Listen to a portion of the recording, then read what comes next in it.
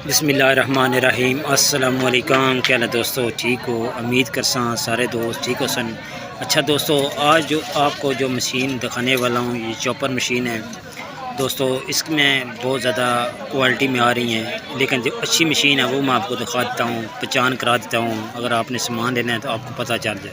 अच्छा दोस्तों, ये मशीन है, आप देख लें ये वाली, इसके नीचे ऐसे लगे होते हैं रबड़ से। ये चीज़ चेक करें, ठीक है।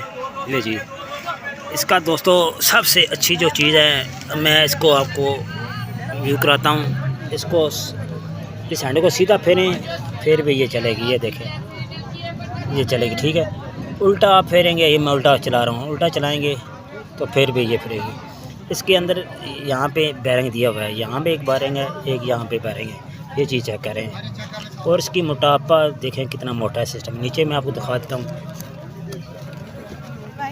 पहले जो आती हैं उस